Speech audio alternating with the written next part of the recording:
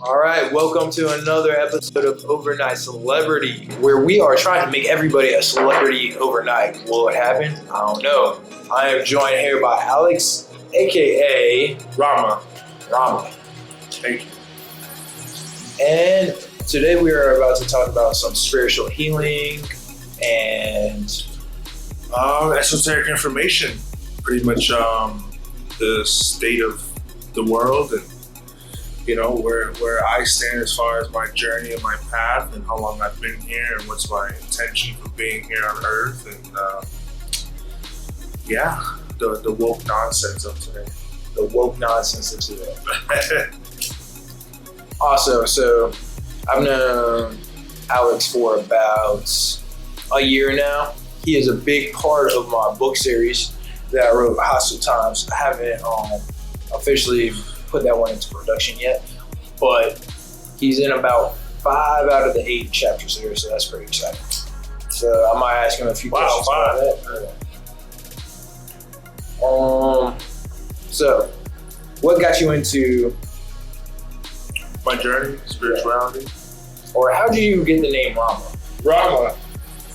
That came back in Florida, so being in Florida, everyone knew me, obviously, my name, and after a while being so into, I guess you could say, like Hindu writings and teachings and spirituality as far as the Eastern Orient and the traditions over there. As you see, I'm wearing the Rashka, which is seed, the famous Hindu seed. So I started reading about Ramakrishna and his life and his story, and it was kind of resembling my life. And he went through so much tragedies and tragedies in his life. He lost everything, but yet he still remained happy and joyous more than ever every single day. And that kind of resembled my life because everything I've been through, which is a lot of things. So Similar to like a Job. Kind of like a Job example. Yeah, exactly. Yeah. So I would call myself Rama Simha, and I would just go by that. And that really just resembles the nature of who I am really in my life. Okay, and then you got into it at what age? I got into this path like 12 and a half years old. 12 and a half years old. I'm 28 now, so it's been 16 years. 16 strong years. 16 strong years, yeah. Been plant-based for about 14, 15 of those years. I took some time off to experiment in other ways of living. And right now, currently vegetarian. And practice meditation and what you would call sadhana. What's that? Sadhana is like your daily worship every day. What you worship every day, what you put your attention to, what's your intention for the day when you wake up. I have a ritual that I do, stuff like that. Can you give us any insight on that? Your ritual? Wake up, usually put on some Hindu chants, some meditation chants and music, and listen to that and get my mind right. I'll chant along with it. And then I go to my altar and I'll pray, and I can't tell you exactly what I do with some of the things, but whatever you feel comfortable with on any question. Yeah. So I would go perform some rituals and stuff like that with Florida water and cascarilla, and I would put snake oil from India on my third eye. I would read from the Ascended Master's teaching. That's usually how my morning starts. And then a nice spliff. Okay. I can definitely agree with you on the spliff. Start my morning similarly. So, where are you from originally? I was born in the Dominican Republic. Grew up in Maine. As a little kid, I grew up in Maine. I was in elementary school from then on. Then I just really grew up in Florida, mostly really from like 6th grade to until the last couple of years. I've been in LA. So when you moved to Florida, that's when the spiritual change happened? Yeah, you can say that. From from seventh grade summer is when I started like questioning life and questioning Jamaican culture. Most definitely, I would have to say that Jamaican culture is the one that predominantly made me spiritual. You know, I was a Rastafarian for 7+ years, a little over 7 years, and that started at the foundation of 12 years old. So I was questioning why these people in Jamaica were living so healthy. They didn't eat cooked food. They were like, you know, ITAL. They were plant-based. They grew their own food. They spoke about black power. You know, just unity and oneness, and also like the dreadlocks and the beard. I lived like that for a very long time. And ever since then, I just kept evolving and stuff like that. And I think the turning point of that evolution was 2012, really. 2012 was the turning point where I started to get into more galactic esoteric knowledge and the things of that nature, studying astrology and esoteric astrology, Hindu astrology, studying the Mahatmas and just the hidden teachings of everything. I'm a universal scholar. My friends will call me a walking encyclopedia. I just know things and research things. So what types of stuff have you researched? Have you researched the library that you have inside your head after? You can name any category on earth that I pretty much took a glimpse at it. And what books? Because I know you have a lot of books. I have a lot of books. I've read a lot of books. I've read ancient texts from different cultures. I've studied language, geography. I've studied, I've studied evolution, migration. Studied religion, theology, you know, theosophy. Studied, obviously, philosophy. I've studied a lot of Kabbalistic texts, Jewish history, Dead Sea Scrolls. I've read a lot of those. I've read the Book of the Dead. Read the Bible almost twice and finished the second time. Studied the Quran. I've studied Zoroastrianism. I've studied Mesopotamia. I've studied Persia, Greeks. I've studied the Olmecs, the Mayans. I've studied the Vikings, the Northmen. I've studied the world. I've studied economics. And which cultures did you relate to the most? Or which teachings? Obviously, so you say that. India is very ancient. There's always an argument between me and my friends. What's more ancient, India or Egypt? Because Egypt is very ancient. But you can kind of argue that their peak of at the peak of their civilization, they were both founded around the same time. You can say that. You can say that due to the migration of the Atlantis and stuff like that. So I would say what I resonated most was probably India and Egyptian, maybe. Those are probably the two most predominant. But the Egyptian stuff is iffy because a lot of the stuff is misconstrued, and also a lot of the through history being passed down. No, I just mean like modern Egyptologists and modern archaeology. A lot of it is politically moved by, you know, opinionated scientists who don't tell you the entire truth. But I've always had reference for my ancient Egyptians because they found it. I mean, a lot of things that we used to. I was just talking about this other day. A lot of history has been hidden or changed, you know, to fit one perspective, control a certain group of the public, you know, mass control, I would even say. Yeah, for sure. How do you distinguish between what you believe to be true, since you studied a good grasp of everything? And I'm sure a lot has like differences, you know what I'm saying? So how do you decide for yourself which one you're going to go with, which one you believe? It's a good question. Because I've had to deal with that myself entirely. Because when you're studying so many things and so many topics and subjects all at once for a span of 15 years, you start to understand that the discernment part is continuous along with your reading. So, you know, I could be reading about Aleister Crowley. Crowley was a famous, you know, occult magician. called himself the devil.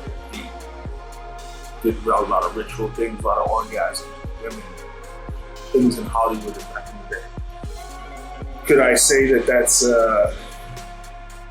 wrong or negative? I mean, you can look at it like that. But do I resonate with it? No, not necessarily. Does he have a lot of information and teachings that he took or used from the teachings that we taught him, our people, or wherever he went? Because it's said that him and Numotus Ali both studied in Egypt at the same time in the 1800s. Numotus Ali founded the nation of Islam, the Moors, and stuff like that. And Aleister Crowley and him were taught under the same master. But look at the two different outcomes and results. You have Aleister Crowley, magician and orgasms and ritualistic magic, and you have Numotus Ali, who taught, the 7 principles and sciences of law and more technology and sciences. So discernment would be your answer to that. Is that you have to have discernment as to what you are capable of getting into, what resonates with your soul and your energetic temple, and also can it be applied to your life? Can it be applied now? Is it useful? Can it be used of service? Are you the left-hand path or the right-hand path? Are you to be of service, or are you going to be of service to yourself for the greater good of everyone else? It's pretty much that's what Aleister Crowley stood for. He stood for the right-hand path. It was service to self. It still leads back to oneness. Another quantum conversation for another time. But yeah, that would be your answer to serve, but you just have to know exactly what's going to take it. And that's with anything in life. And how has your studies changed you and the team to change you to its good? I think the studies become more applicable as far as for me and what I've studied. Because you can be a scholar and know things, but knowledge and wisdom are two different things. Knowing something and experiencing something is completely different. So, I think the burner's high. Oh, the burner is at. Yeah, exactly. Exactly. And I think, throughout time, you get older and your life is transitioning, and your life is transitioning. Life is a constant change. They teach you that in ancient times. They teach you that, life is ever changing, does not stand still. So I think your spiritual evolution continues to evolve.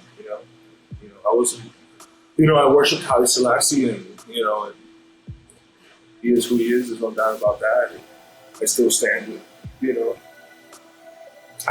those teachings, but I've evolved so much from 16, 17, 18, 19 years old to now I'm 28. Where were you raised? I was raised pretty much like anybody else, like Christian, Catholic, whatever. My mother was Christian. My dad wasn't really religious, but he went to church anyway. I guess it was more so like my mom was mostly the Christian in the family. My mother was very spiritual too. She was open-minded.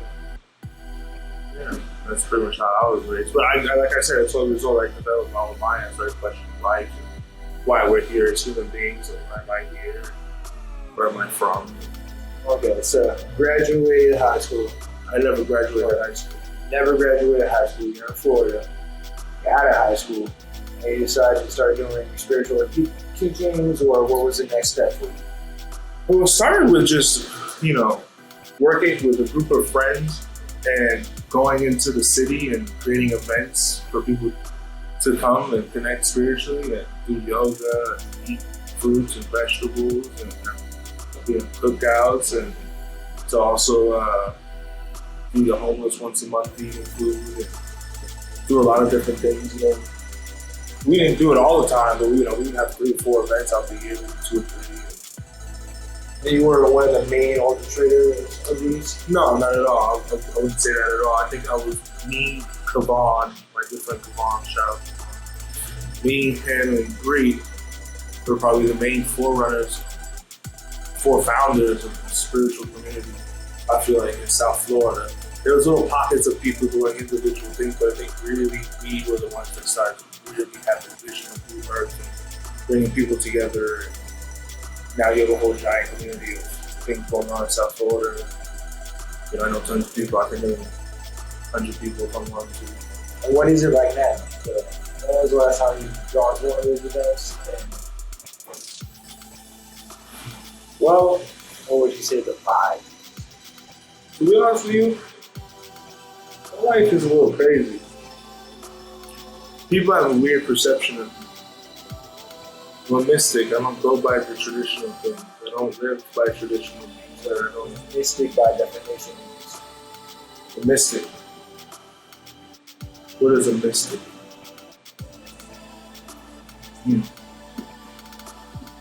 I was speaking about this the other day too.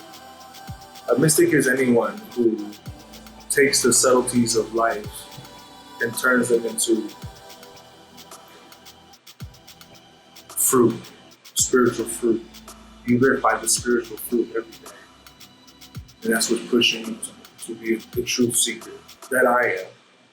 So as a mystic, we don't go by the traditional things. I don't go by traditional means. So in a sense,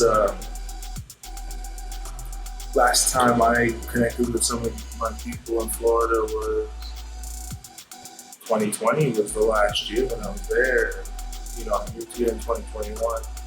But from then and now, it was a lot different because from back then we was young and we was all just doing a lot of different things, a lot of different meditations, trying a lot of different ancient techniques and seeing what we can unlock with our bodies and potentials and psychedelics, mushrooms, LSD. Would you say that has played a big role in your development? Yeah, but I don't recommend it. If let's say a 18, 17-year-old kid was asking, you know, about psychedelics and enlightenment, spirituality, I mean, I did a lot of psychedelics, man. I did a lot of LSD, I did a lot of mushrooms, more than I should have. You know, I did 6 grams of mushrooms for my first time ever doing mushrooms. I was 16 years old, so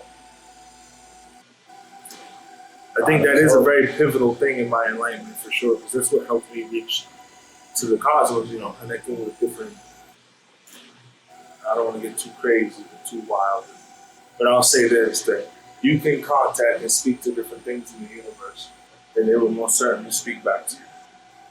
Outer body experience. Not even out of body, you can be conscious of this. But yes, out of body experiences too. Astral projection. That's a funny thing. I'm a good friend, I mentioned him earlier, a good friend of mine, Gavano. He's always the main person that's dreaming really, really well. Like he's got a good grip on his dream. He knows how to dream. He knows how to use his dreams. And I've always respected that highly. Me, on the other hand, I was interested in that too. Lucid dreaming? Do you ever lucid dream? Lucid dreaming and astral projection are like basically the same thing.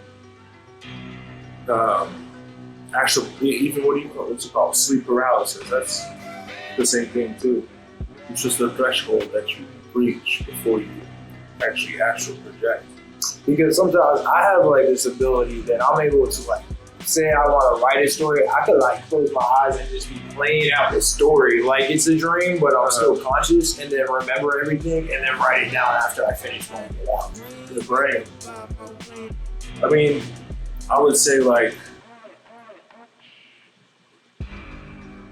I never really lucid dream that much. I never really, my dreams speak to me, yes, they leave many messages, you know, they speak to me. I never really astral projected or anything like that too much. I was always more into introspection, to this body here. You know.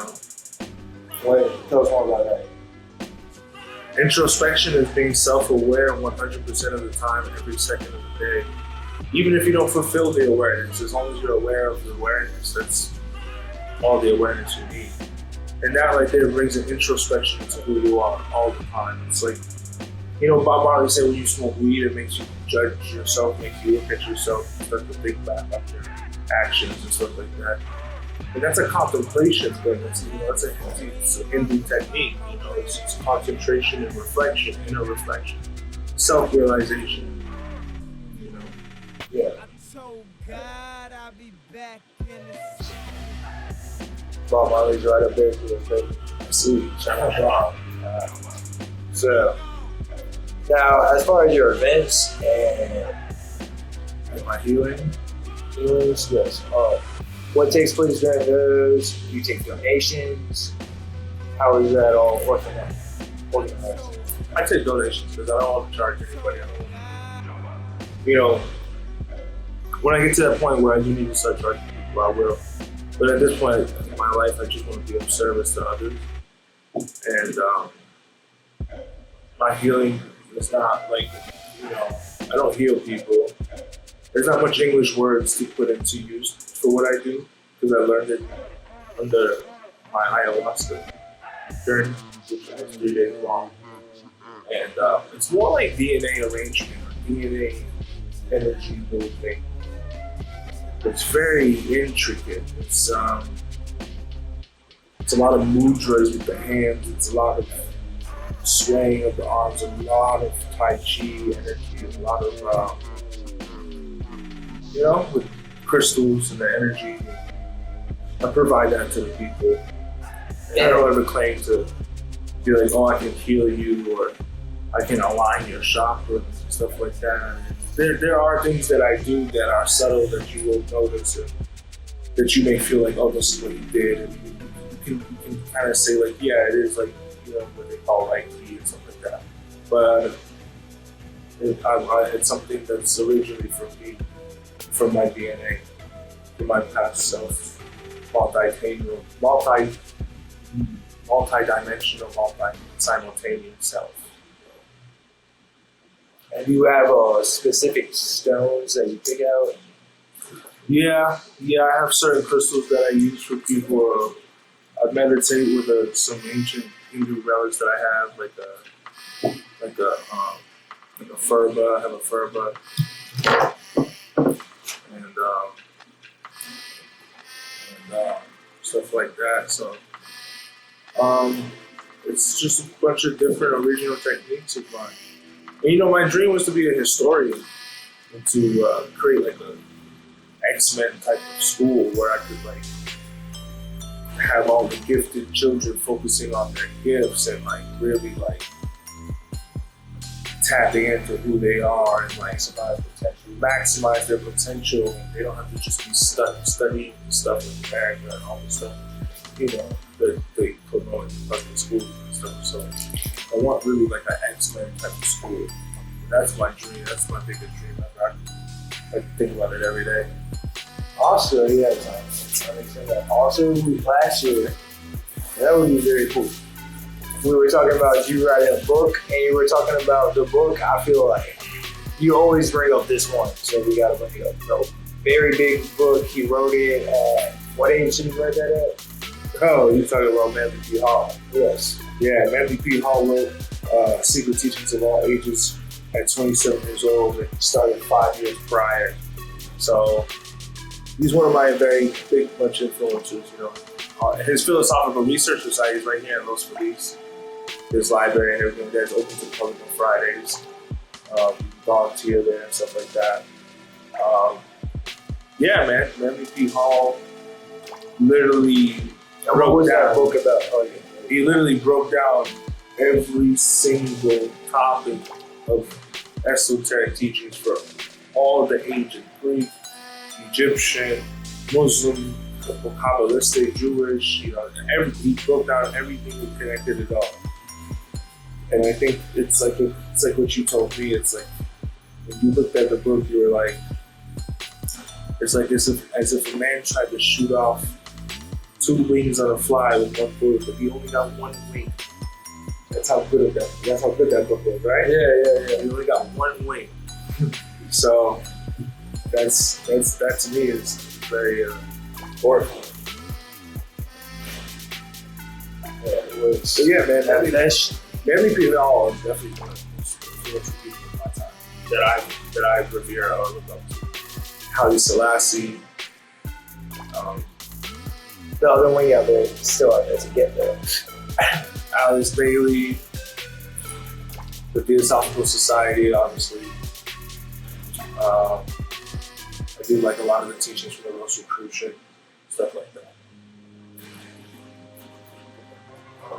And so now the school, that is what you want. You say that is like your end goal. If you got anything out of it, you got the school, you're helping people focus on their abilities and becoming like Professor X, wheelchair, you know. So I mean that's cool. What excites you? What are you like? What's getting you going for this year? This year? Yeah.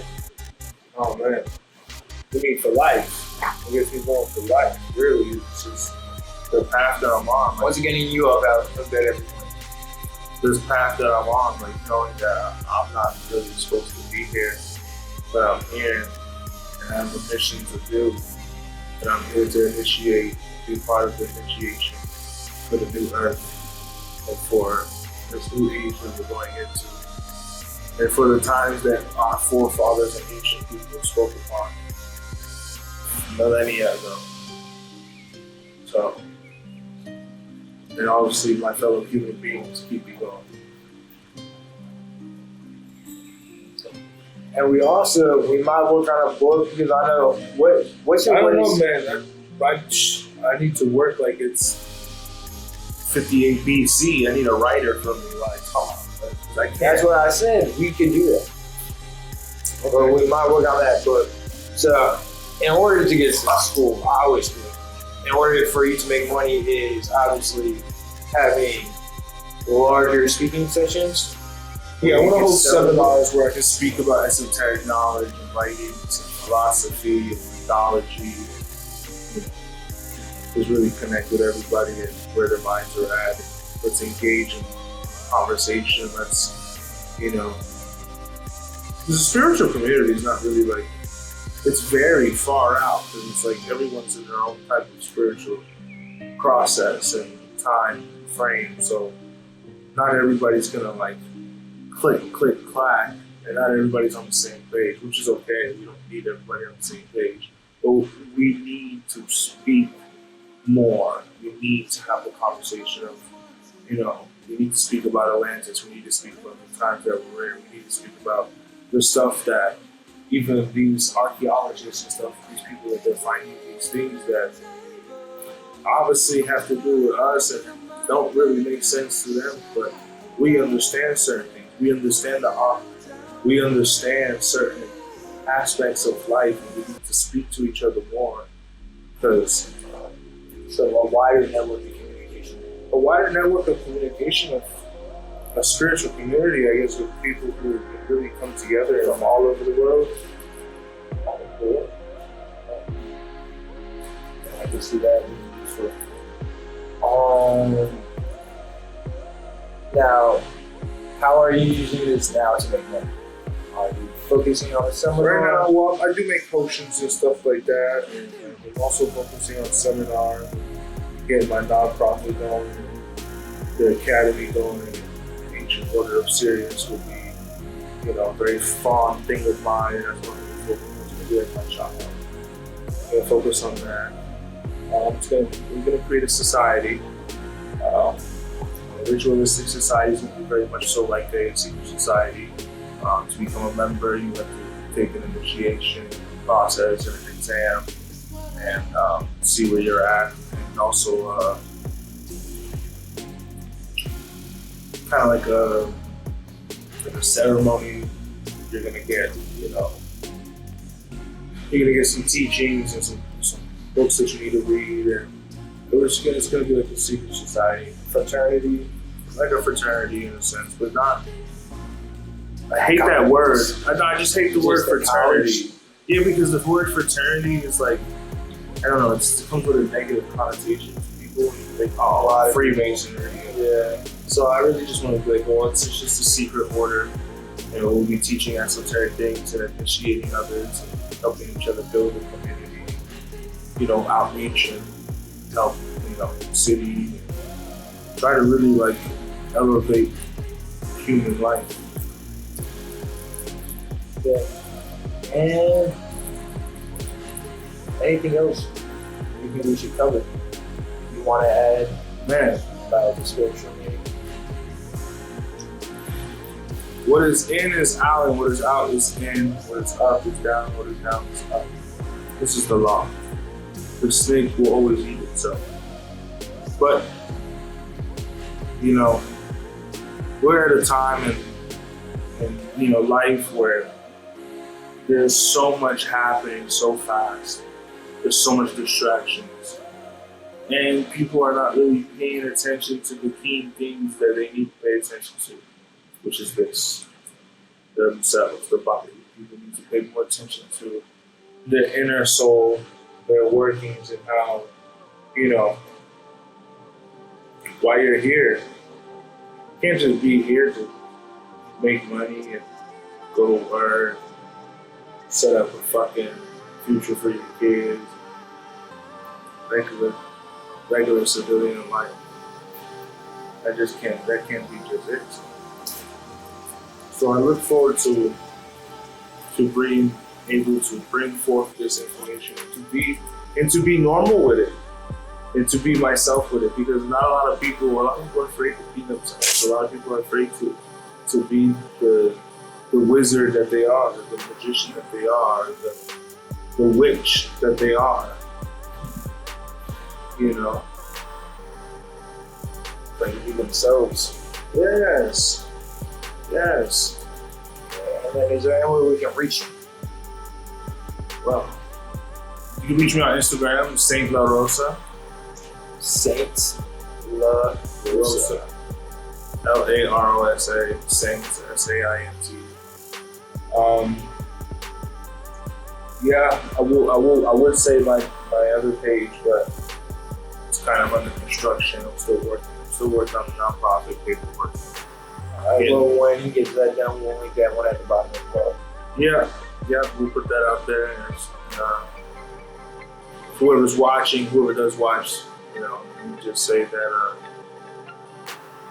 you're not alone. The universe is always with you.